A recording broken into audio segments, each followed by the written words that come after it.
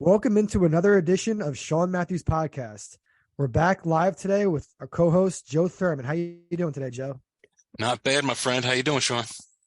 I'm doing pretty well. I mean, it's Thanksgiving week. I took a couple of days off from work, so I don't have to really work until Friday, pretty much. So I'm kind of just trying to, plan my week very nicely. But it's also my birthday week. So my birthday is Wednesday, then Thanksgiving's Thursday. So every year, Thanksgiving usually falls uh, on my birthday or right near my birthday. I think it's like every 4 years or something like that. That ends up on my birthday. But it's one of those things where, I can't really celebrate my birthday and go out and get gifts and, do that type of thing. Cause, we're going to see everybody on Thanksgiving, see my family on Thanksgiving. So they kind of just roll it into one day. So it's like Thanksgiving and then celebrating my birthday, watching the Cowboys on TV. Well, that makes for an extra. That's a nice, juicy birthday. I think that would be a real It's, positive. That's kind of cool I because, mean, it's cool in, yeah.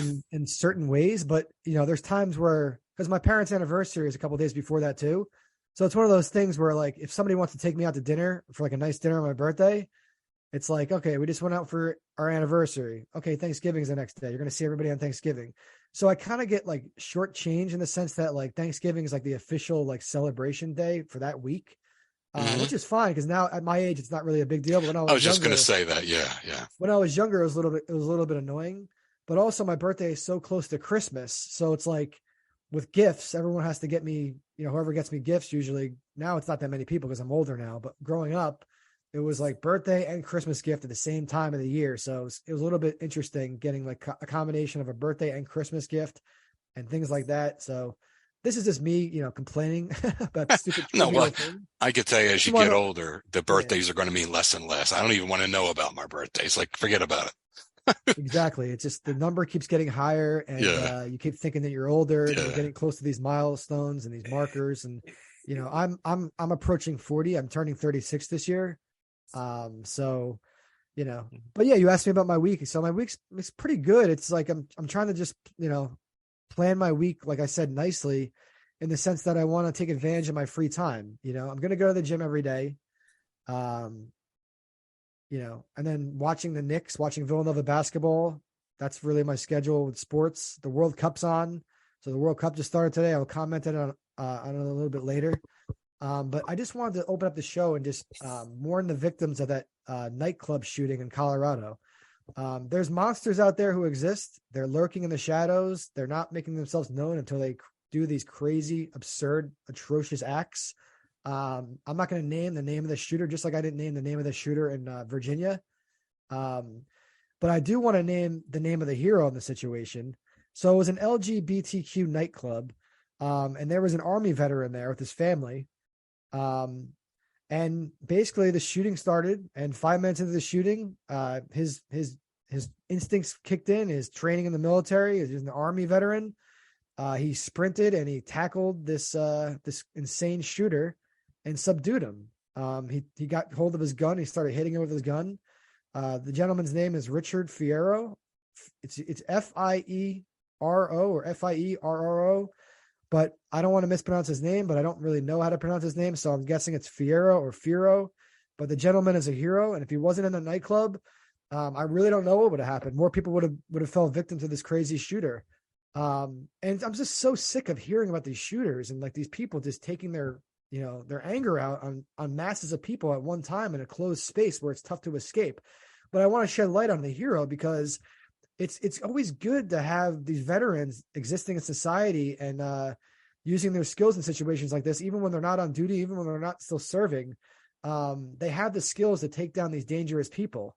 Not to say that we need a veteran in every place of a business, but it's a situation where there's been shootings in Colorado and especially, targeted individuals like the LGBTQ community. They have to have better security and better measures in place to prevent this sort of nonsense and tragedy. This guy happened to be there with his family, but if he Not wasn't only, there, yeah. what would have happened if he wasn't there? But I think I don't want everyone to play the hero, but if you're in that situation, I can't say this because I've never been in that crazy situation where there's randomly shooting, but um, maybe don't run and hide, or maybe don't freak out. I'm not, it's tough to say because everyone's panicking, but um, Well, there's Sean, people, it is it's tough to speak from the sidelines, right? Because I don't know if I had the courage to, to it is compose because myself and then attack this guy and take him down. He's got a gun, and where are you coming from? Is he shooting at me while I'm attacking, while I'm running at him? right, But and we've this guy used his instincts, and he was the hero that day. So I just want to hear, Joe, what are some of your thoughts of these situations? and we've all thought about it, especially guys, but I think we've all thought about what the hell would I do if I were in a situation like that. I can see myself really trying to be Rambo and jumping over stuff and getting to this guy and making an open field tackle. I could see that, but I could also see myself freezing, like solid freezing in shock. I could see myself running away like the lion from the Wizard of Oz. I really could. I don't know how I would respond. I really don't. And it was my worst nightmare as a former teacher. I always thought to myself, my God, what would I do if I were in a school one day and I had a room full of kids in front of me and I heard those crack, crack, crack, crack, crack, all those noises and the screaming. And if I heard that, what would I do? It would haunt me. I don't know. But one thing I could tell you is you don't know until you're there. And I don't even know if I would encourage this Fierro gentleman, God bless him. He reacted. He probably didn't even think. He reacted and he was successful. But I can just harken back to a year or two ago at this high school, I think it was in Michigan, where it was a kid came in with one of these weapons, and one of the kids on a football team, wrestler, tough dude, he tried to make a run at him and do the same thing, and he was unsuccessful. And there's a 17-year-old kid that's gone. God bless him. He tried to. So he died while trying to save the day, but did he save other people's lives? Did his call to action, his going at the shooter, did that prevent other people from dying that day? I don't know. I don't know, because he was unsuccessful in his effort. I mean, I don't know. And that's the whole thing here. And I understand what you're saying is that thank God that guy was there and he did what he did. But for every guy that does that, there are maybe two, maybe three that try it and are unsuccessful and they die. And it's just a horrible thing. It's unfortunately, it's part of our society. I don't know if you saw in the news the other day, but the police in New York City, they thwarted an effort by these two jerk-offs, and that's what anybody who does something like this is a little. And most of these guys are just little. And I'm going to use the term little jerk-offs, and that's what they are. But they thwarted the New York police did an effort, but two guys that had all kind of machetes and knives and stuff, and they were getting ready. They had a plan to go into a Jewish synagogue for no other reason that they were for no reason other than they didn't like Jews for whatever, for the stuff and the garbage that they were reading on the internet. Okay, written by other jerk-offs. Really, because this drives me insane. It really, really does. Because and then when you get, and I'm not going to get into politics, but when certain politicians really perpetuate this stuff, and they don't come out and make an effort to oppose it, and they're not even apathetic. They just let it, they just actually promote it in some circumstances. But the fact that it's allowed to be part of, and it's allowed to fester, and it's allowed to, like I said, it's perpetuated, is really, it's an environment that was created. And I'm not going to get too deep into politics or blame any, because it's been around for a long time. But for the first time ever, I never thought I would see certain factions of Washington, D.C. that just not only allowed it, but perpetuated it, gave it fuel. It's such a shame that we live in this environment today where this kind of stuff can take place. I mean, you always had some of it going on, but nothing like it's been. And it's heartbreaking. It's terrifying. I don't know what to do about it. And I don't even know. Let me ask you this. Was your first real experience with like a mass type shooting in a school or at a company or at an event or at a nightclub? Was that your first? Was it Columbine for you? Well, it's weird because I was in I was in a shopping mall in 1996. I was in a shopping mall, and two jokers decided they were going to stick up the bank down in the mall, and they were waiting for the Brinks truck to roll up with the money. And in doing so, they had all kind of automatic weapons, and I was in the mall that day because had a little part-time sales job in men's clothing, and I was doing a little part-time afternoon in a men's clothing store. And I heard in the distance, it was just it was a weekday afternoon in June, July, August, something. It was August, but I hear popping and noise, like popping and just weird noises. And with this popping noise in the distance, because the bank was on the other end of the mall, just how quiet a mall can be on a weekday afternoon in the summer. It's pretty quiet. But I heard popping, a weird, like popping and cracking and just weird noise. I thought nothing of it. And I also heard in the distance, if you've ever been on the boardwalk down in Wildwood or wherever, and you hear the roller coaster, you hear the screams of the people going down the roller coaster, and you're from a distance, that kind of a noise where you know what it is. Well, it was odd because that's what it sounded like, but I thought that's weird for that to be here. Well, little did I know that all hell broke loose. It was on the news. They closed down the mall. They had helicopters over the mall. I'll never forget that day. Four people lost their lives because these jokers were spraying bullets all over the place. Okay. And the Brinks truck driver tried to, be something out of a Bruce Willis movie or whatever. He pulls his firearm and they start to, it turned into a firefight down there. And about at least 4 or 5 people, 2 or 3 of them were young kids, lost their lives. Now that wasn't what kind of the shooting we're talking about, but so it was my first live experience with something like this, and that was scary. But I have to think back to, Columbine is legendary because it was a landmark. I'm trying to think if that ever happened before that. It's infamous. It's not really legendary, right? It's infamous. Well,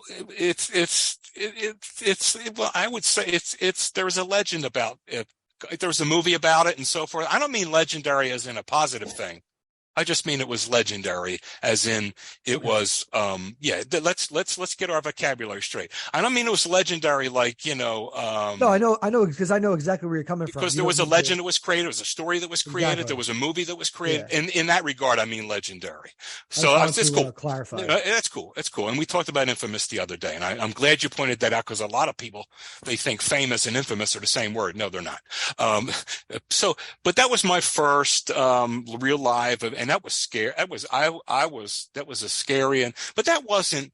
These cats were after money, and yeah, they were their own kind of, but just this kind of hate-filled, no reason. Now I don't know if the Columbine was couldn't have been the first time something like that happened, but I think it was where this kind of stuff really started to, but nevertheless, I just don't know where we're going. As a matter of fact, I'm almost certain before Columbine, I just got shades in my head of some 8th grade kid hiding in the woods down in, I think it was Kansas or somewhere like that, in his father's M15 or something like that, and taking shots and taking some kids out. I think that was, they may have been even before Columbine. I don't know, because I think Columbine was late 90s. So I think this was even before that. No, Sean, these things existed even before Columbine. Let me ask you a question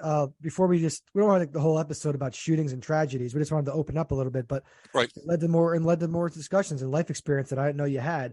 Do you remember exactly where you were when you heard about Columbine?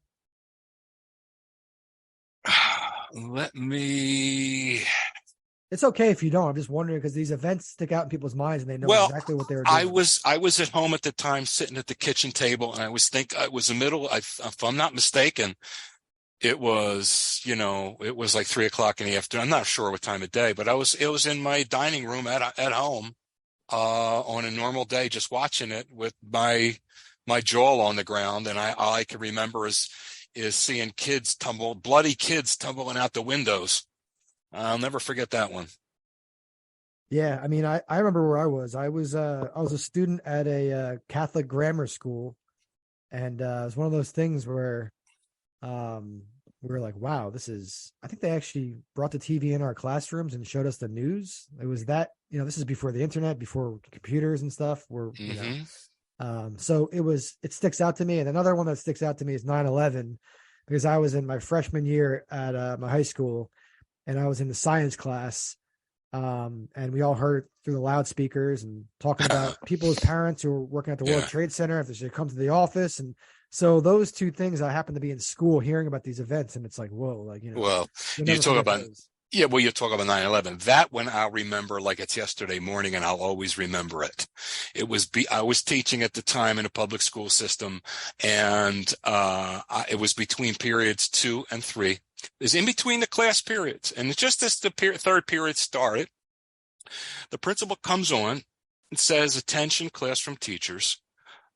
Please, attention, classroom teachers. There's been a situation in New York. I would like every teacher to put on their television in their classroom to CNN and explain to our students, because your students may be a little upset or confused about what's going on. I would like all teachers to put their TVs on to CNN and discuss the events of the day, what's happening right now, this tragic event with your students. I'll never, ever forget that day. And I had a lot of students that were, and hell, we were a little confused. And we found out that, they hit the Pentagon with another plane. And really the announcement was made, Sean. I put the TV on and I'm discussing it with the kids, what's going on. And then live, here comes the second plane. So this was in between. And here comes the second one. And we're all sitting around looking at each other. I had to keep them calm. And inside I was a little bit but I had to keep them calm. And they just didn't, they had a million, like, Mr. B, are we at war or anything like that? And because my nickname was B. Anyway, but I let them call me my nickname. But, are we at war and what's going on and blah, blah, blah. So, I'll never forget that morning. And what's always ironic to me is really weird. It was one of the most beautiful mornings weather-wise. It was a blue sky. It was about 62 degrees, low humidity, a beautiful September morning. And then this, and that day, I'll never forget that day as long as I live. But that's one that's like yesterday morning. I'll never forget it. But yeah, those are tragedies. But let's do a couple of different topics than these shootings. I mean, we can expand on this in future episodes. We have a lot to talk about when it comes to this type of stuff, because it's never ending, these tragedies. It makes us sick to our stomachs. But I felt I had to address that shooting tonight because there was a hero involved. And of course, not naming the suspect, the villain in the situation, but naming the hero. But yeah. Joe, you mentioned you really like Al Pacino. It's one of those things where he's a famous, legendary actor. This is the right use of word, legendary. I think he's a legendary actor in Hollywood. What are your top 5 Pacino movies? Because you mentioned you have like a top 5. Oh yeah, you and I were talking about, he did so many movies, and and you and I like to do top 5 of everything. Which top favorite hamburger, this and that.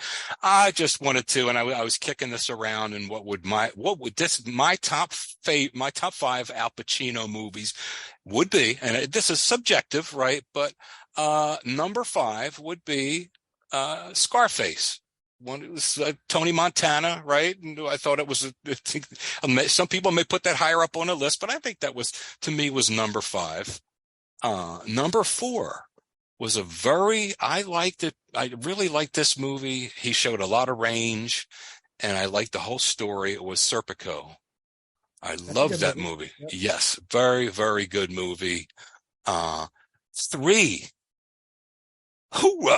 Scent of a Woman. I absolutely thought that was, and it's for this time of year too. It's a Thanksgiving movie, right? So, I thought that was just, I really liked that one. Number two was a movie that I thought had the best closing scene of any movie, of really one of the best closing scenes of any movie I've ever seen. Was really well done. And, it's the one where I'm not out of order. You're out of order. This whole court's out of order. It was And Justice for All. Tremendous movie. Absolutely tremendous and underrated in his, in his portfolio. Can I take, before you say number one, can I take a guess? Number one? We all know what number one is because you can't run away from it. You can't run away from it. The Godfather. Godfather 2, right? Godfather 2. Oh, you're saying Godfather 2? Okay. Well, because he had more of a role in who didn't love his role in Godfather 1, but the Godfather 1 rolled in, and the Godfather 2 was all Michael, right? So that was, and that's where he really, to me, it was, Godfather 1 was great, but for him especially, Godfather 2, he was awesome in that too.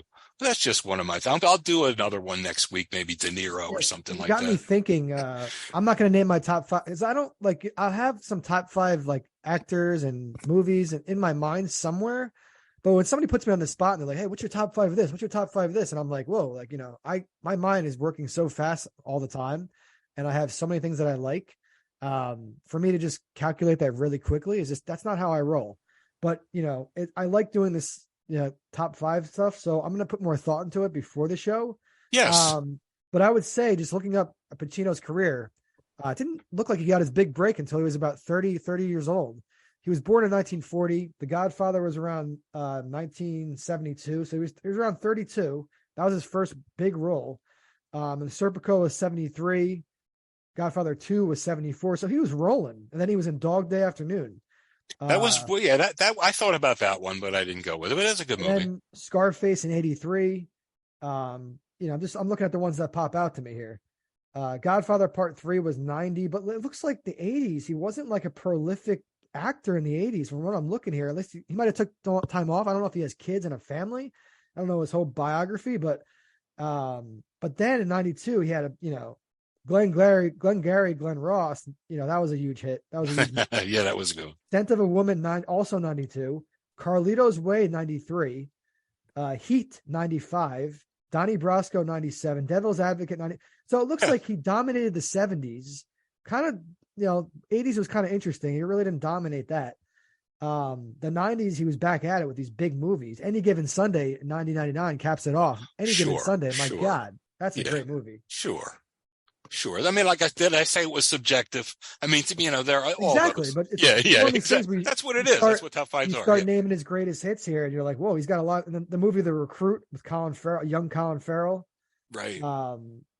Then he's in Two for the Money. That was a great movie with Matthew McConaughey. Yeah. Just these movies. Ocean 13 was 2007. Mm-hmm. Then he's in movies you don't. He's in he plays some roles in like comedy movies you don't expect him to be in. Like he's in one of the worst Adam Sandler movies he's ever made. It was called Jack and Jill. He's in Jack and Jill. But then he's in a movie called Geely. It's one of the worst reviewed movies ever with Ben Affleck and J-Lo. I didn't think it was that horrible. I think it was kind of unintentionally funny. I watched it one night years ago after hearing that the reviews were terrible. But I guess the point is, and he's a legendary actor. And it's like these actors, they make their bones with these hits, these legendary iconic hits, and then they kind of get to pick and choose what they're going to do with the rest of their career type of situation, because his role was so memorable in The Godfather, just led to all these other things. Like Serpico is right after that, so I don't know if they cast him for Serpico. I have to look into this. Did they cast him for Serpico right after The Godfather, or what was going on with that? Because there's a show actually all about The Godfather. It's about how The Godfather was made. It's about the producer, one of the producers. It's played by an actor called Miles Teller. He stars in the latest Top Gun movie, Maverick. But it's all about, Joe, you have to know the show you have to watch. It's on Paramount Plus. Because if you get Paramount Plus, you could watch Tulsa King, the show we talked about a couple episodes ago. I'm gonna wait. What I'm gonna do with that show, and I'm gonna wait so I can binge it. So I'm just gonna stay away from that for a month or two, and then I'm gonna binge it. Yeah, because if you get like one of those free trials. No, I have the channel. No, but it's Paramount Plus only has Paramount Plus is the streaming. It's a separate thing from the channel. Oh, okay. So, but what I'm saying is if you get one of those free trials. You could binge. You could binge it during the free trial. King, you could binge all of The Offer. I think Yellowstone's in the Paramount Network, but I don't think Yellowstone streams on Paramount Plus. It's weird. Well, I don't know. It was streaming on Peacock, and then it airs on Paramount Network and then Country Network and a couple other stations. But Paramount Plus has some legitimate high level shows that are very good. It's an underrated streaming platform. Fortunately, I get this subscription as part of my Villanova message board subscription. It's included because I think like the CBS is the parent company and they own this website. So there's deals like that out there too. You can kill two birds with one stone. You buy something, you subscribe to something else, and then next thing you know, you're getting a free streaming service as well. Because that's what happened to me with Spotify and Hulu. I am grandfathered into a free Hulu, the ad supported subscription. It's only like $5 a month, and maybe it's a little bit more now. But just because I have Spotify Premium, and then I've had it for so long, and I've got Hulu alongside with Spotify Premium, my $10 a month or whatever it is for Spotify Premium gets me Hulu as well. So, Joe, there are deals out there. We're gonna have, we talked about this. We're gonna have maybe possibly something called Frugal Fridays where I talk about deals. Yes. So this is kind of like wetting our whistle to talk about. You're the man when it comes to that, man. You are like the encyclopedia when it comes to these deals. And instead of just sharing them with me, I want you to share them with everybody because you really do. Yeah, so it's good, and it's good. Let's just tell you about some more frugal things. I only really, when I go food shopping and clothes shopping, I really only buy things that are on sale. So, say I like Halo Top ice cream. They cost about $6 to $7 a pint. I load up on them when they're on sale for about $3. I'll just buy a shit ton of Halo Top ice cream. And that's, if for those who don't know, that's diet ice cream. It's about 300 calories per pint as compared to Ben and Jerry's, which is over 1,000. There's the haters out there who will say, oh, it's diet ice cream. It's not nearly as good. You can taste the difference right away. Yes. I don't know about that. There's some flavors of Halo Top that are very good. And again, this is not an ad for Halo Top. I'm just talking about deals. And I went grocery shopping today and I clicked a couple. If you grocery shop, you should download all the store's apps and then find the deals before you go them and clip the deals. Once you clip the deal and once you put in your phone number when you're checking out, it's going to subtract all those coupons that you had clipped in the app. So today I got a free $6 pizza, frozen pizza, because I clipped the deal. All I had to do was press a button. And next thing you know, I got a free pizza. And I don't have to do anything else. There's no strings attached. I don't have to buy anything else to get that deal, but I got a free pizza. So that was cool. I want to talk about the World Cup a little bit because it's such a current topic. And, Joe, I played soccer my whole life. I played when I was younger. Yeah. Mm-hmm. But Joe, does the World Cup mean anything to you? It's every 4 years. It's a worldwide event. Soccer is the most popular sport worldwide. It's actually called football in most countries. Right. What's your opinion on the World Cup? Are you even going to check it out at all? I will if it's on, and I certainly the longer the U.S. goes, it's my interest, and maybe I might look for, like, if the U.S. is out of it, I'll just start reaching back into my roots and my genetics and my that's kind of a thing. And I'll look back into my family history, and so I'll look for maybe Germany, Romania. Places like that where I know that I have lineage, way back, but I think we all do that kind of thing. But first and foremost, I'm an American, and I'll watch it that way. If no teams, if no teams are in it that I admire or root for, I don't know. But it is not certainly the World Series or the Super Bowl or anything like that or the NBA Finals, but it is interesting. And I would definitely go out of my way to watch it a little bit, but not as much as the other sports. But I would. If US makes it to the finals, for example, will you be all in? We're like, yes, I got it. All USA. We got to do this. We got to win the World Cup before we'll be all about it, right? Oh yeah, definitely. Okay, one thing that I'll say about today's game, we played Wales, and a lot of people might not know this. It was more important than you think. Because in order to get out of the group stage, there's 4 teams in each group stage. I believe there's 8 groups. So I believe 16. So let's say 8 groups, 2 from each group. So I think 16 advance. So 2 teams from each group don't advance. So the USA played Wales today, and they tied 1-1. They had a lead. It was 1-0. They had plenty of chances to take a bigger lead. They didn't. But their next game, I believe, is Friday versus England. And if they don't beat England on Friday, even if they tie, if they tie, it's not going to be the end of the world. But then it depends what Wales does versus England, because it's basically down to Wales, England, and the U.S. And Wales is super motivated because I don't think Wales hasn't made the World Cup in over 50 years. But Iran's the other team. Iran got smoked today by England 6-2. But it's one of those things where, every game's important, and it's exciting to be in the World Cup. It's every 4 years. The U.S. didn't make the last World Cup. We didn't even qualify. That was embarrassing. But, it could be over quicker than we think. If we lose to England on Friday and then our last game is versus Iran, we're pretty much already out. So we got to, appreciate the moment, and also realize the opportunity we have as a country to advance the game of soccer even further. Because that was one of the annoying things growing up for me, was soccer was kind of frowned upon and looked down upon, especially by football players and baseball players. They didn't think we were tough. They thought we were kind of wusses. They're like, oh, soccer, it's for wussies, and all these other terms that have been since canceled.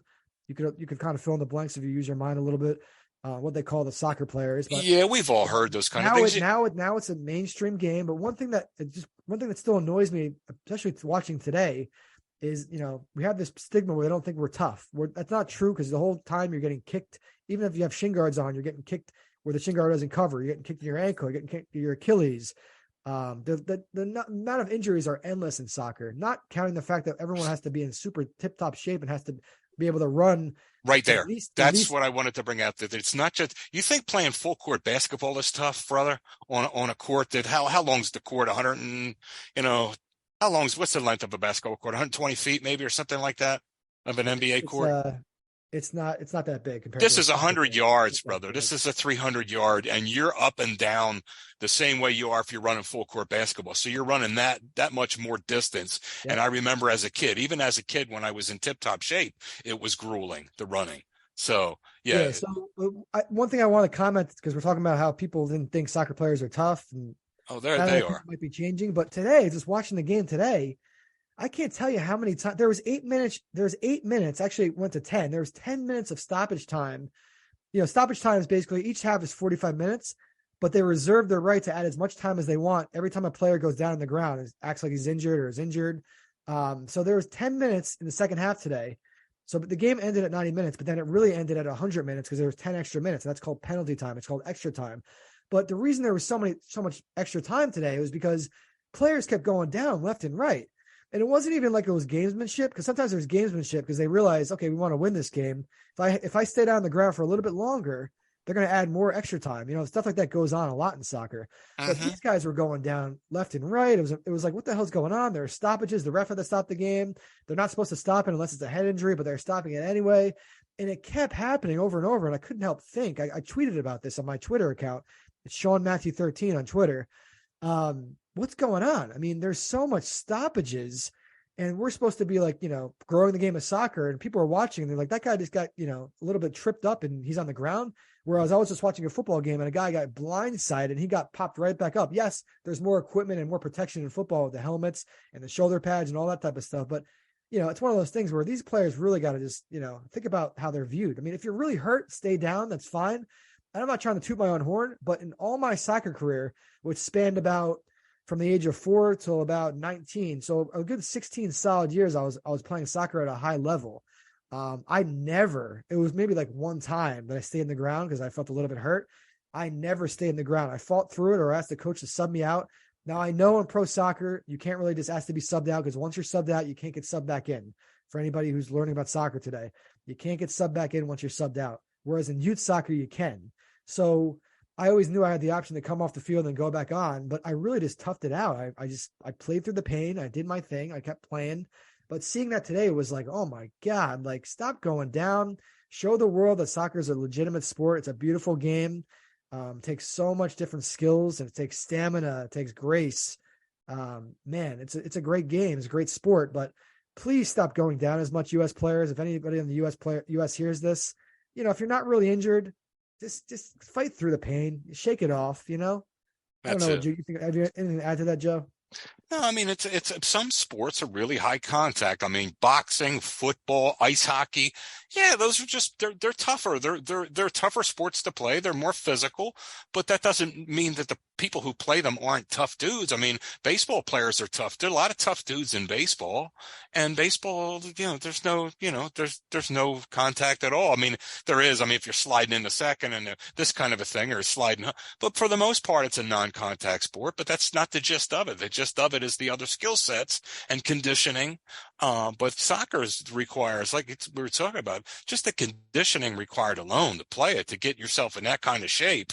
You got to Yeah. be a different breed of cat. Yeah, I So, mean, because I'm a oh, freshman year at my high school, they had this thing called a freshman run where everyone runs. It's about like a mile and a half course or something like that. And hmm they literally make every freshman run that course. And it's an all boys school. I'm not saying if it was all girls or if it was mixed and co-ed, they wouldn't do the freshman run, but it's a tradition at an all boys Catholic high school to do a freshman run.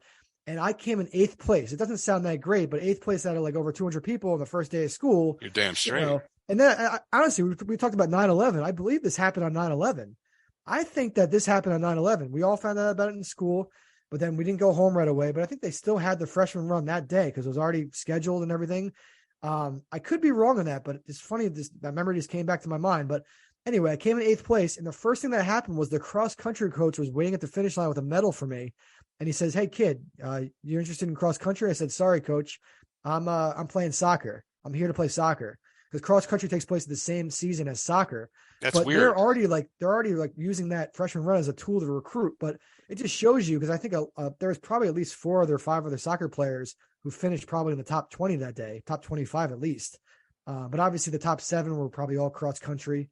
I don't know if there's another soccer player that beat me that day. Maybe See, when I was in high school, cross country was in the spring, simultaneous with baseball. I played baseball, but soccer was simultaneous with football in the fall. So that's weird. Yeah, well, we didn't have a football team it was an all boys high school, but we Oh, never okay, had a football team. okay, And the story was because when they purchased it was a Catholic school, when they purchased the land, one of the deals, one of the stipulations in purchasing that land was we can never have contact football because one of the guy's sons got paralyzed to own the land. That could be a myth. I don't know if that's ever been proven, but there's a legitimate reason why they didn't have football. But anyway, yeah, cross country was during soccer when I was in high school. It was in the fall. I believe there was winter track, but then I believe the spring was all about track, you know. yeah, So yeah, I just wanted to bring that up. But another thing that I want to talk about a little bit is the fact that I just moved to a new town. It's a nice little quaint town. It's got a nice town area, little area with like shops and mom and pop shops and restaurants and bars and all these sorts of different stores. It's cool because it's walking distance from where I live. So yeah. today I went into town for the first time since I moved here, and I went into town with the intention of going to the record store to buy more vinyl records because I recently got more into vinyl records. I'm listening to the music the way it should be listened to. So I got myself a Yeah. nice little Victrola record player, only about $60, but it works like a charm. It's better than the $270 one that I bought originally. That one sucked. I had to return that. I got this one for $60. It's great. But anyway, after US lost today, I was frustrated. I was like, I want to go for a walk. I want to do something because I wasn't working today. So I went to the record store, and man, I'm glad I did because it was like old school. It was like being in like a classic record store. It was almost Right. like that movie Empire Records, or High Record Fidelity with stores of my youth. Yep. John Cusack. But it was so refreshing to go in there, and like it was owned by an older couple. They said, the first thing they did when I walked in, like, hey, do you need anything? And I had my AirPods on, so I'm already this generation where I'm walking around with my AirPods, blocking everything out. Took an AirPod out, started talking to them, started browsing the collections. They had mostly older stuff, mostly like classic rock and stuff, which is expected at these vinyl record stores. Because when I Right. asked if they had the Killers' one of the Killers' older albums, Hot Fuss, their first album actually, it's called Hot Fuss. I'm like, do you have that? Like, I don't think we have any Killers, but they had pretty much every artist you could think of, every iconic, legendary artist you could think of. And what I settled on, because the price was an issue, because I didn't want to spend too much money, and vinyl records are still expensive. A new vinyl record will still cost you about $25. They sell them at Walmart. So the first 3 that I got at Walmart a couple weeks ago, just a selection that they had in the store. So I had to choose from what they had. But I got a Fleetwood Mac album called Rumors, excellent Oh, album. one of the I best got a Killers albums latest ever album. made. Yeah. Yeah, I got the Killers' latest album called Pressure Machine. Mhm. They got a couple hits on there that I like, not hits, but like songs that like I considered that could be hits, and they released them as Yeah. singles. But they're like basically my favorite modern band, a band that was born after I was born. Yeah. And pretty much the same age in terms of the singers and the band members. But then the other album I got was Led Zeppelin 4. It has Stairway to Heaven on it. That's a classic album.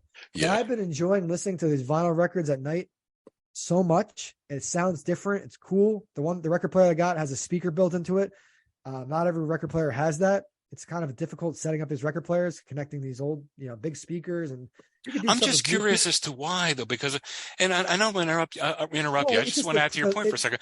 When I was growing up, and we had these records, and you had the record, and you put the needle down, and you heard a little bit of maybe of a slight, even a brand new record and everything. There was a slight little noise there, a little cracking noise, and the music was good. Don't get me wrong, but it evolved, and it went into an 8-track tape, and then cassette tape, and then the CDs, and now it's not even the CDs. It's like, you're getting, you're streaming, and so it's so much better now. And having lived through that and lived through the evolution of all this. Because now I appreciate it even more. It's a tradition. There's a guy in the Howard Stern show, the producer is Gary Delabate. His nickname is Baba Booey.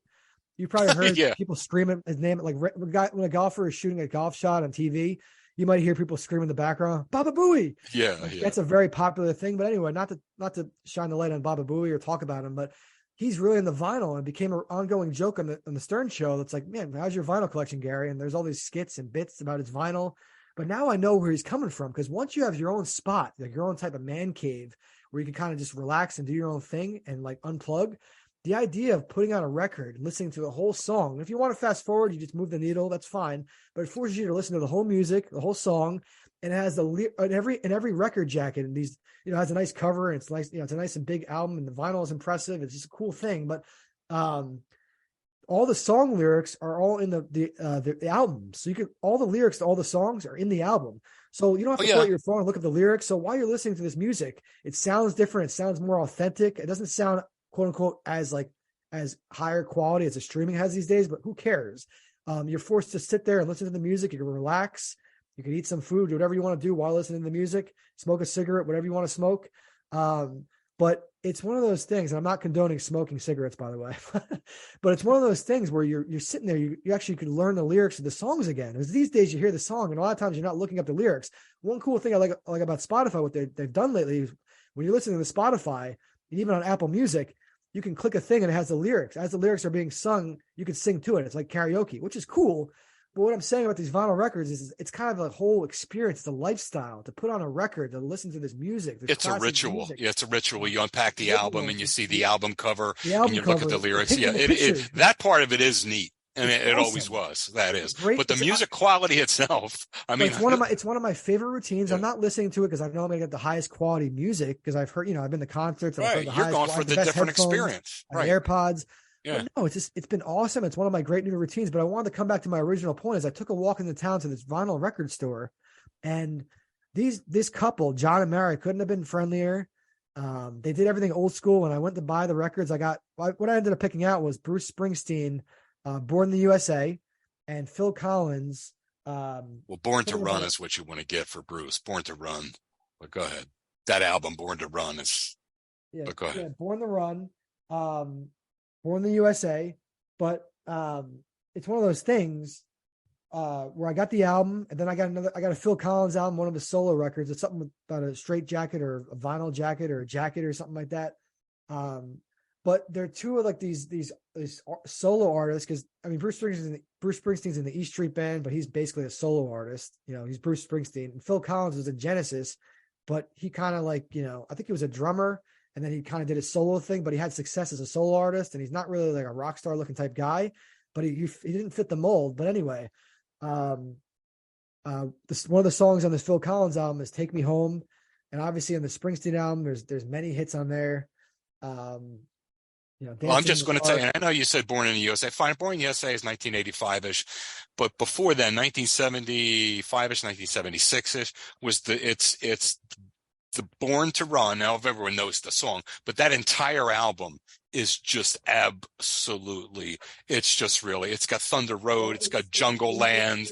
And when I hear Jungle Land, I just stop what I'm doing. No, the name of the album that I bought today was Born in the USA. I know all about Bruce because he's one of my favorite all-time artists. Oh yeah, that's right. From my hometown. You do. I'm preaching to the choir. You know about Bruce. But it's called Born in the USA. and side one, it opens up with Born in the USA. Yeah. You're right. Born to Run is not on Born to this Run album, is an album that's but just, think about the songs in this album. This is from like 1984. Born yeah, in the I remember USA. it. Oh, Yeah. Born in the USA. Cover Me. I'm on Fire. Then side two. I'm picking out some of the hits here. I'm Going Down, Glory Days, Dancing in the Dark, and My Hometown. Like, come on, those are just legendary songs. And They're cool too. They're cool um, too. Yeah. but it's Born in the USA. It's one of his best-selling albums of all time. Um, and yeah, it's just cool. But one thing I wanted to say about my original point is, like, it's nice going for a walk. It's getting a little bit colder out on the East Coast. It's nice. It's nice when it's a little bit cold. It's a little bit chilly. You put on a jacket. Love Yeah, it. you don't. It's not great dealing with the cold all the time. But my point I wanted to make is the idea of me walking into a mom and pop old record store like that, having conversations with them, introducing myself, learning about the Yes. musical taste, learning about their store, the real conversations that I had. And then when I bought the albums, the guy ringing me up by doing it on a calculator, physically, manually typing in the prices of the albums, doing it on a calculator. Yes. And, Yeah. and Yeah. and me paying him in cash and things like that. And then me saying, hey, I plan on being here like once a month at least. I'm going to go check out the new records you have and come back here. I just like the idea of bringing back the old school things, going to a mom and pop shop, supporting them. Because I knew that I could probably find these records a little bit cheaper online, probably save like $10 to $15. But I knew I was supporting the mom and pop shop. I was spending money on their mom and pop shop. They probably had this business for years. I'm supporting the music industry. I met new people who I'm friendly with, local business owners. And I think we have to get back to our roots here. Don't forget about our past, learn from the past, but appreciate the past, because these mom and pop stores are going out of business and they're Oh, not I dig what surviving. you're saying. So Sure. I wonder, agree. where you live, Joe, these mom and pop stores, do you have any mom and pop stores that you frequent at all, and you talk to the owners or anything like that with you and where you're from? I don't see too many of them around, but when you say mom and pop stores and you start talking like this, it just warms my heart. It brings back memories of growing up. And I mean, when I was growing up as a kid, you're talking 1973, 74, and at 10 years old or so. And you're talking, there were Wawa. We had no idea what Wawa was. I mean, the closest thing to a Wawa was a 7-Eleven, and that was miles away. But in the neighborhood and within walking distance for us kids, that we had a family-owned delicatessen. Um, you know, uh, and you went in there and you ordered your lunch meat for the week. You went in, because every family you'd walk up and you get your, like my family, I walked up every Saturday and that was my job as a kid. Mom would give me the note, like it's half a pound of this, 3/4 of a pound of this, pound of this. And if I did that when I was there waiting for the meat to be cut, I was allowed to get some kind of some candy from behind. I was allowed 20 cents or something like that. Could get some, candy or some Jawbreakers or bubble gum or whatever. But just the whole thing about mom and pop stores, not only for records like you're talking about, but just for groceries and things like that. That's what it was. I mean, and it was just, it's such a lost, it's part of Americana, and it's lost. I don't have anything against big business, and no one likes Wawa more than I do.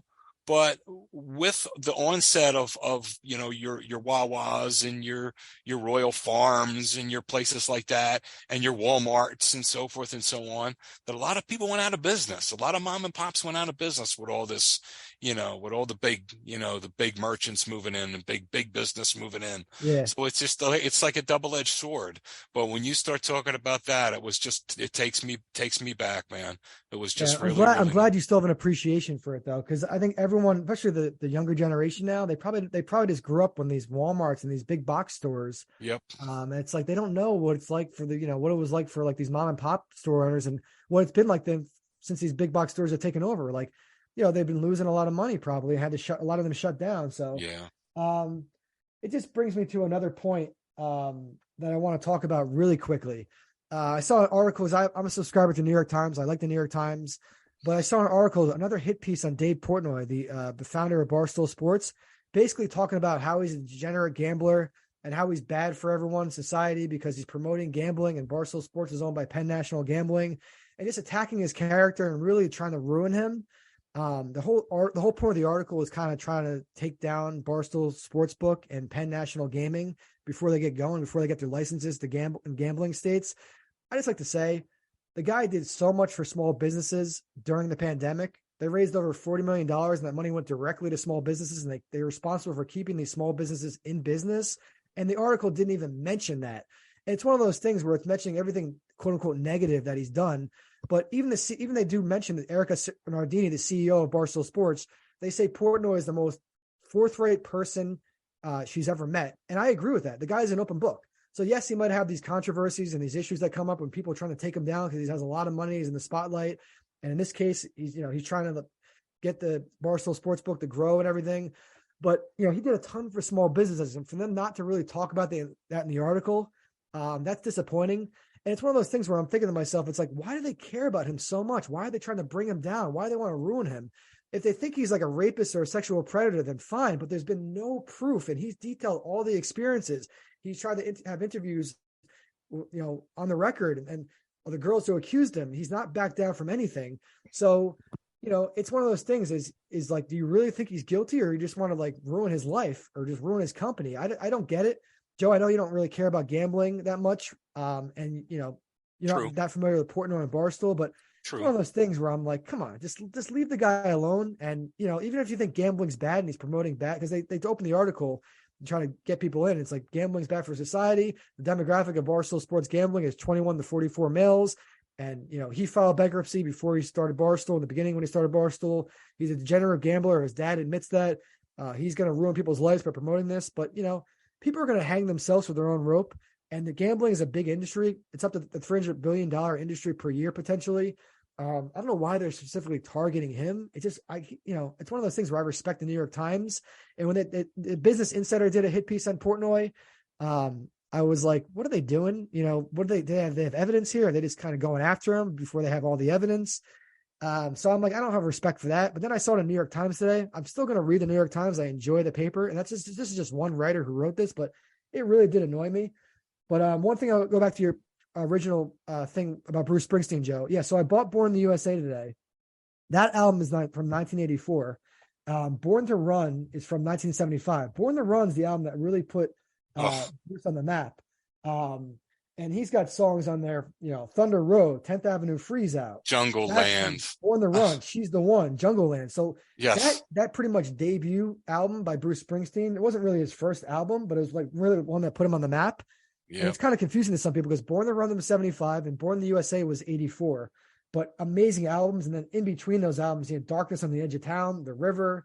The guy's just an absolute musical monster. And here's one that I think we can, a little homework assignment for maybe next time or the show after. Each of us come up with a top five, our own, because top fives are subjective. There are no right answers, right? Your top five albums of all time, my top five album of all time, okay? Top five albums of all time.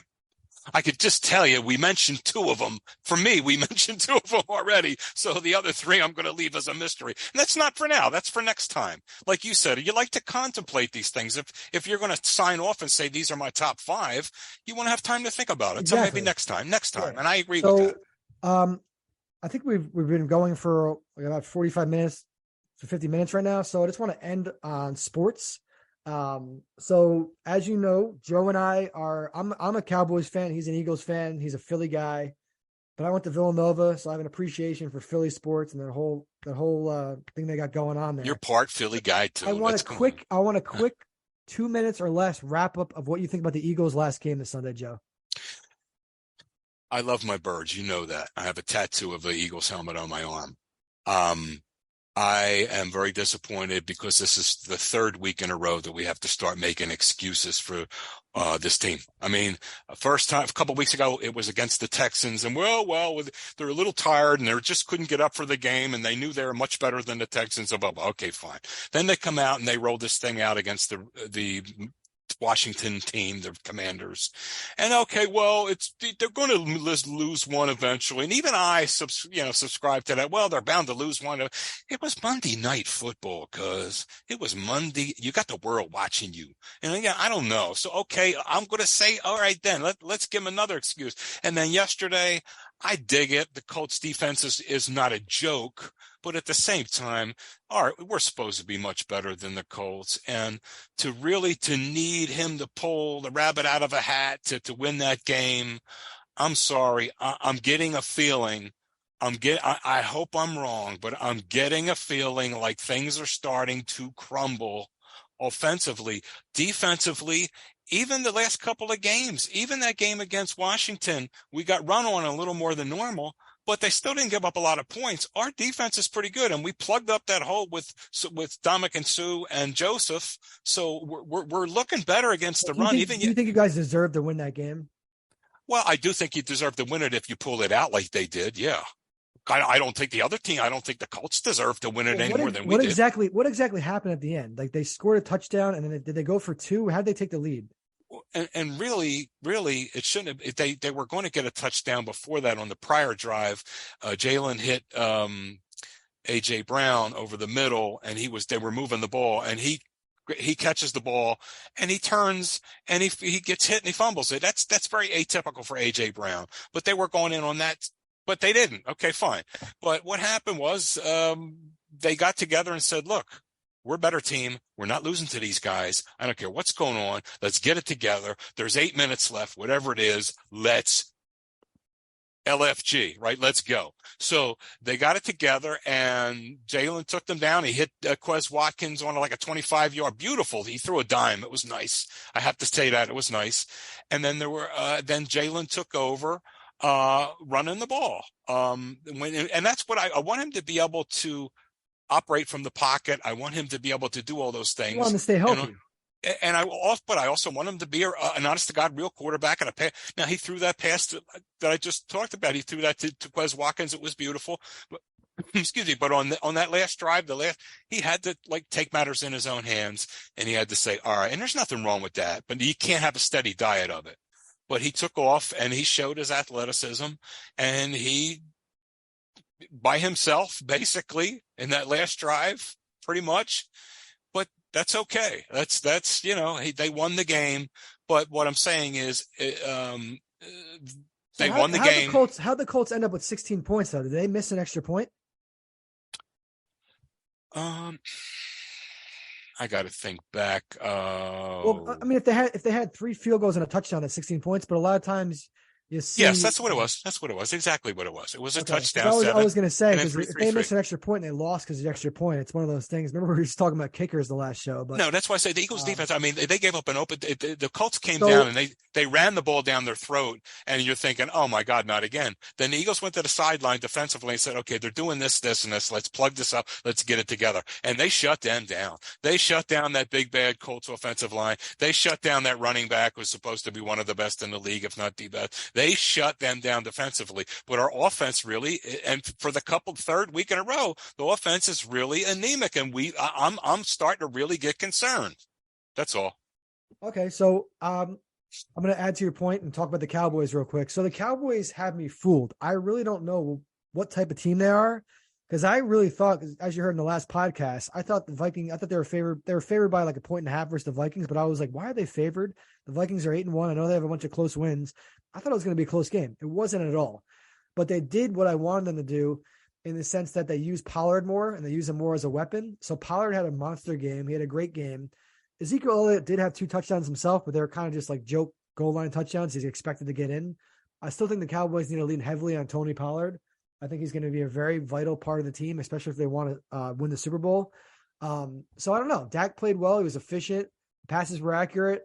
I don't think he threw an interception, but it was like the perfect game for the Cowboys. And I'm left thinking, wow, what's going on? How good are we? Are we good? But it's like every year they do this to me. It's like you think they're good one game, and the next game they're doing a bad game. You never know. And plus we have Mike McCarthy as our head coach. He makes some weird decisions on 4th down and some weird in-game timeout decisions. You never know. You never know what's going to happen with the Cowboys. So no. I'm taking it with a grain of salt. But as an Eagles fan, do you think the Cowboys are a threat at all in the NFC? Yeah, I do. And it's not easy for me to say this, but I have to say that there's mutual respect right now, for us, for the Cowboys and Eagles. There has to be, when it really comes down to it. We're looking at that team. We're looking at everybody with respect, right? One of the teams is playing tonight is the 49ers. They're always physical and hard nosed, and they can get you.